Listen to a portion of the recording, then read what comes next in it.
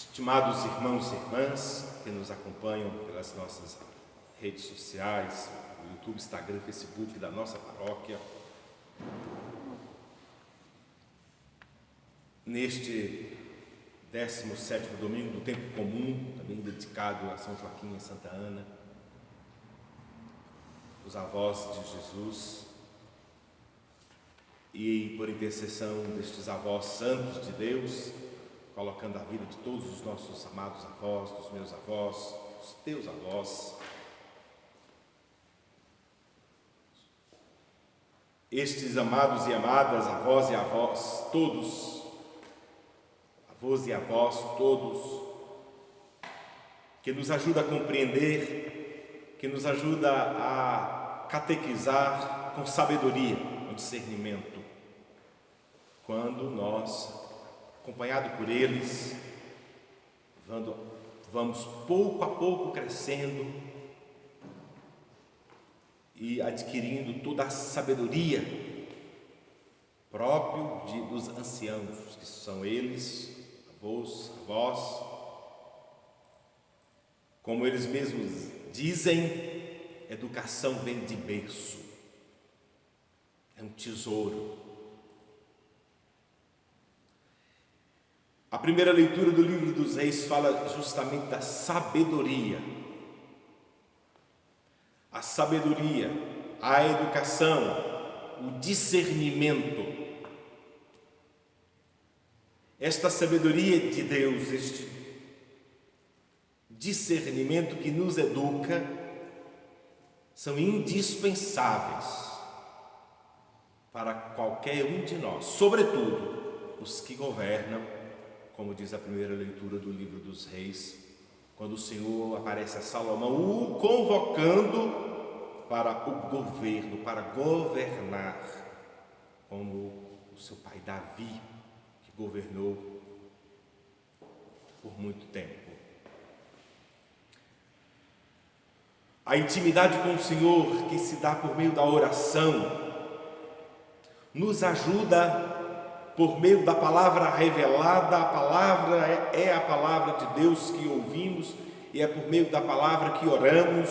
Por isso, na tua casa, vós não estáis desamparado, pelo contrário, vós tem nas mãos o maior tesouro da fé, a palavra de Deus, que deveremos ouvi-la, orar com ela e pedir ao Senhor que nos conceda a sabedoria e o discernimento para administrar, aqui agora eu vou dizer, para governar com sabedoria e discernimento a própria vida, que já é um grande desafio. Pois sabemos que muitos de nós não sabem governar a sua própria vida. Vive como um trem-bala a mais de 200 ou 300 quilômetros por hora, ou como que um trator destruindo, como destrói as matas, como destrói a Amazônia, como destrói a natureza.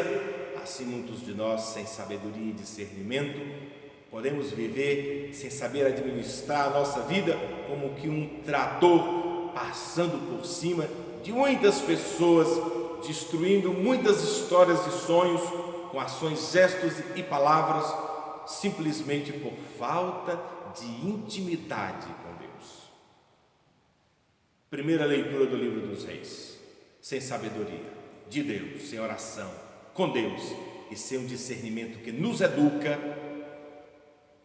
não é possível, segundo a palavra proclamada, não é possível administrar nem governar nada, muito menos a sua própria vida, como nós podemos observar também ultimamente no Brasil, em várias instituições e inclusive no governo federal, deixando o povo brasileiro em tempos de pandemia sem muitos ministérios, à mercê, sobretudo na área da saúde, de forma escandalosa. O Brasil bate o ranking de segundo país mais contaminado e de mortalidade pela Covid-19 ou novo coronavírus, como podemos ver e verificar tanto pelas redes sociais ou por alguém que entende um pouco de ética, política, que entende de sociedade, cultura, de discernimento, de sabedoria, de educação. Não é preciso que o marketing, como costumamos dizer, das redes sociais ou dos meios de comunicação, de forma ideológica, não precisa. É só preciso ter a sabedoria e o discernimento para observar e ver que vivemos em tempos difíceis, onde muitos não sabem administrar e governar. Como diz Gregório de Matos, não sabem governar sua cozinha e querem governar o mundo inteiro. Somos convocados constantemente. Aqui não é um púlpito político, aqui não é um palanque eleitoral, aqui é a palavra proclamada no altar do Senhor, que nos convoca, como diz o próprio Salmo: detesto todos os caminhos da mentira.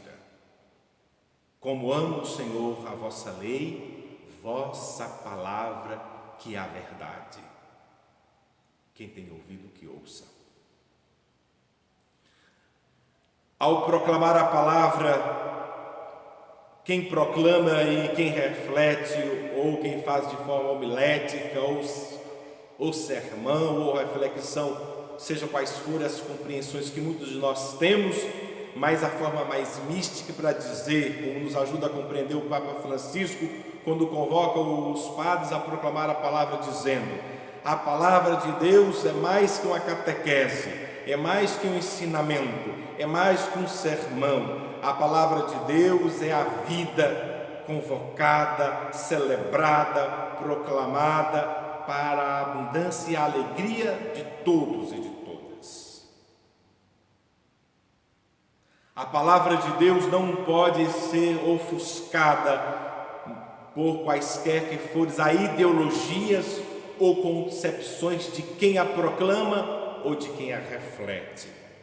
Devemos ter o discernimento, a sabedoria de proclamar e de refleti-la, distanciando o mais que podemos dela os nossos desejos e intuitos, para com que esta palavra seja aquilo que é de fato verdade. Ele, com toda a humildade, pediu sabedoria, não riqueza, não longos anos de vida. Também não pediu a morte dos seus inimigos. A gente costuma dizer, quer conhecer alguém, dá poder para dizer. É ali que você descobre quem é aquele que age e que governa com sabedoria, ou aquele que é maléfico, que são as víboras, as cobras, que detona e que destrói. O bem e o mal é o centro da liturgia da palavra de hoje. Tanto é que encerra o Evangelho diante destas duas dimensões existentes no mundo, na vida e em nós, o bem e o mal. É preciso ter a sabedoria constante, como diz a primeira leitura do livro dos Reis. E aí então, na segunda leitura, na carta de São Paulo aos Romanos, ele diz: Ele quem o Senhor Jesus nos predestinou para sermos conformes. Olhem bem, escutem bem esta palavra. Nos predestinou para quê? Vem a resposta de São Paulo aos Romanos: para sermos conformes Jesus, conformes Deus, em sua imagem e semelhança.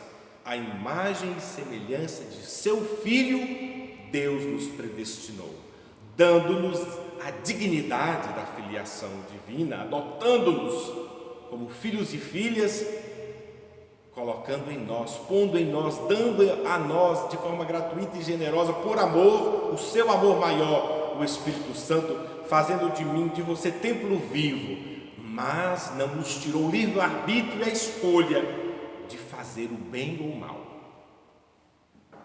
Sabemos que tudo contribui para o bem, diz a segunda leitura das cartas aos Romanos, daqueles que amam a Deus, daqueles que são chamados para a salvação, ou seja, quem não contribui para o bem, quem não ama, quem é incapaz de amar, já abandonou de imediato a gratuidade que nos foi dada na vida eterna da salvação.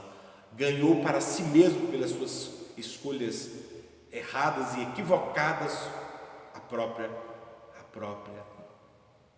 finalidade, a própria fatalidade, a própria limitação, a ausência da vida eterna, a morte plena.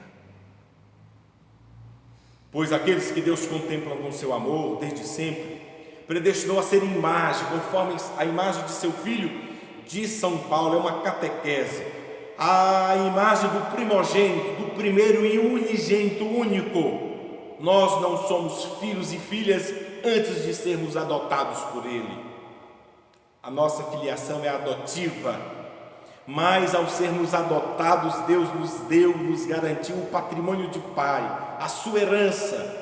Não deu somente ao Filho único, ou o patrimônio pleno, mas com o Filho nos distribuiu o seu tesouro maior, os seus bens maior, que não são terras, que não são cotas de empresa, nem dinheiros de bancos, não são nada de heranças materiais, mas o Filho nos garantiu por meio da palavra que nos é proclamada o tesouro imaterial, o tesouro maior, que é a vida eterna. Nos chamou também a tornar-nos justos, e aos que tornou justos também o glorificou. A palavra justiça, aqui na segunda leitura, é muito para além da compreensão da letra, da legalidade. A palavra justiça significa: o Pai nos deu a justiça do Pai é o Filho. Jesus é a justiça, Ele é o justo por excelência. Deus nos deu a justiça, ou seja, Deus nos deu Jesus o justo e nos convocou a sermos justos como Ele. E para sermos justos como Ele, devemos fazer o que Ele fez, praticar o que Ele nos ensinou e nos esforçar continuamente a amar a Deus e ao próximo como a nós mesmos.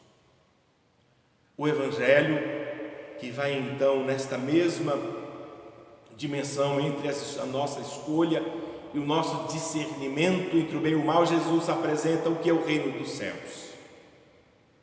Apresenta nesta palavra proclamada 3 dimensões importantes. Apresenta o tesouro, apresenta a pérola e apresenta as redes. O reino dos céus é como? Aí começa a falar em parábolas.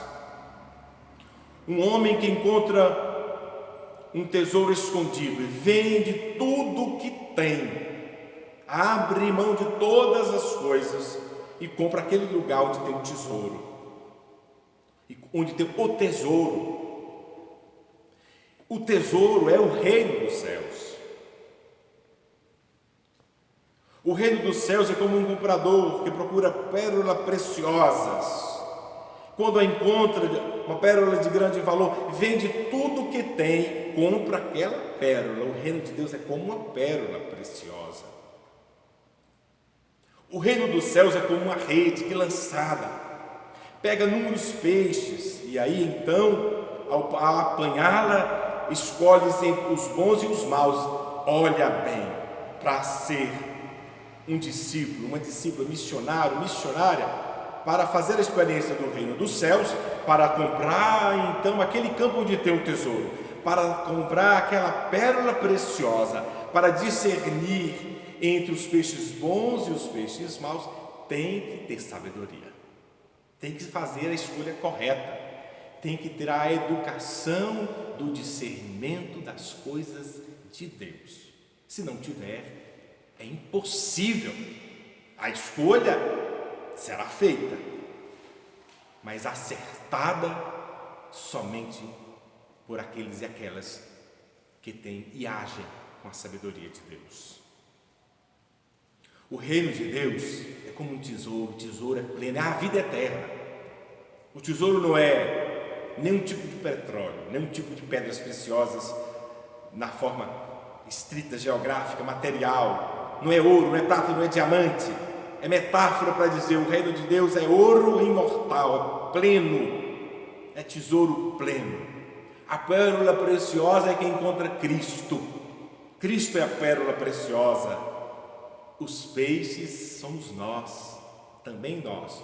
Nós somos pescadores, somos peixes.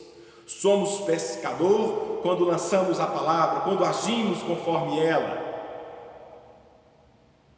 Somos peixes quando somos bons ou maus. Somos pecador quando sabemos discernir o que é bom e o que é mau.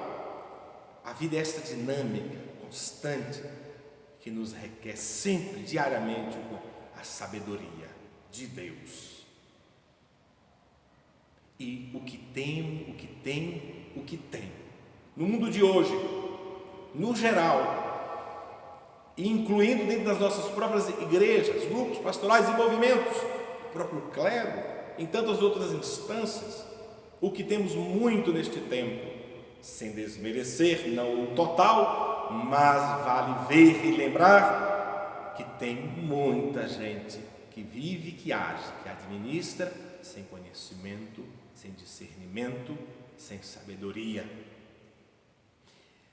Não falo como de uma forma que quer ou que deseja apontar ninguém. Não é de forma alguma uma maneira de dizer ou de dar de uma forma finita o conceito de que essas pessoas são assim, agem assim. Também coloco-me como alguém que está com todos neste processo desafiador de administrar, de governar, de ser pastor, de ser padre, missionário, evangelizador, com o desafio também do discernimento e da sabedoria, da experiência de encontro com Deus. Somos todos nós convocados e convocadas a administrar a nossa vida e governar com sabedoria e discernimento nas nossas relações administrativas humanas. Quando eu digo que no mundo de hoje existem muitas pessoas, no que se refere à experiência religiosa de Deus, sem o discernimento, sem a sabedoria, é partindo de dados reais e concretos. Exemplo: paróquia São José e São Gabriel Passionista, solidariedade em rede, em comunhão com todas as outras paróquias da Solidariedade em Rede em Belo Horizonte. Uma paróquia como a nossa, enorme em extensão territorial e também de comunidades e de população. Um esforço enorme para encontrar um grupo pequeno que temos, mas um grupo pequeno em números de pessoas, mas grandioso pelas escolhas que fizeram de amor e de coração, mas um grupo pequeno. Por quê? Porque os operários são poucos, trabalhadores são poucos, grupos pequenos para fazer então uma triagem das famílias que necessitam das cestas, das roupas, para fazer então o nome, o cadastro, a entrega, um grupo pequeno que temos. Mas existem outros grupos, talvez até maiores, que ficam num desespero enorme atrás de uma igreja que está com a porta aberta, porque se não comungar e viver a experiência da Eucaristia, parece que até morre. E é capaz que Deus o livre e guarde, até mesmo de acontecer no nível de calamidade pública que vivemos, de pandemia, dependendo da transitação que for, para lá e para cá de forma desnecessária, de ônibus, de rua, disso, daquilo, não mede esforço, mas porque precisa de uma forma ou de outra fazer a experiência de comungar, porque senão morre. Acho belo e rico a beleza e a grandeza da busca pelo mistério da Eucaristia, mas convoco estas pessoas a refletir também o que é de fato o mistério da Eucaristia, que não é fechado numa relação intimista, egoísta, personalista, mas a Eucaristia que é uma experiência, por isso é que diz comunhão. Poderia ter tido uma outra palavra. Por que comunhão? É a pergunta que fazemos. Comunhão é unidade. Comunhão nos abre os olhos, os ouvidos, os corações, os pés para algo muito maior. A Eucaristia não nos põe medíocres. A Eucaristia não é uma mágica que cura de forma mágica o coração do egoísta. A Eucaristia é milagre da vida. Milagre da vida acontece nas relações fraternas humanas. Comungo o pão porque sou irmão, porque levo a cesta básica, porque aqueço a quem tem frio com roupas e com carinho e afeto. É o que carecemos na nossa paróquia, na nossa igreja, no mundo inteiro. Não é um sermão, é uma reflexão, porque a palavra nos pede. E é uma reflexão também baseada no real que vivemos no contexto de pandemia. Posso dizer sem medo de errar: poucos a mão na massa, poucos ajudar os pobres e necessitados, como diz Dom Helder. Se dou pão aos famintos, me chamam de santo. Se pergunto por que eles existem, me chamam de comunista. Dom Helder Câmara. Discernimento, encerrando a reflexão. Sabedoria, oração, é experiência única e pessoal do Padre com Deus, de você com Deus, de cada um com Deus. A escolha é pessoal, é minha, é tua. Tenha a sabedoria de fazer a escolha certa. Salve-se, não é quem puder. Salve-se quem tem intimidade com a palavra. Salve-se quem busca a palavra. Salve-se quem adquiriu, conquistou o Deus que habita em você e em nós, e por meio deste Deus adquiriu o discernimento e a sabedoria de saber fazer a escolha acertada, que não cabe a mim e a você a julgar ninguém. A palavra não é julgar, é refleti-la e ajudá-la a cada um e até a mim mesmo a saber fazer a escolha certa, a escolher o tesouro certo, a pérola certa, os peixes certos, que é o reino de Deus, a experiência pessoal e a experiência comunitária, social, que se dá na relação com o Senhor. Que assim seja. Amém. Professemos a nossa fé.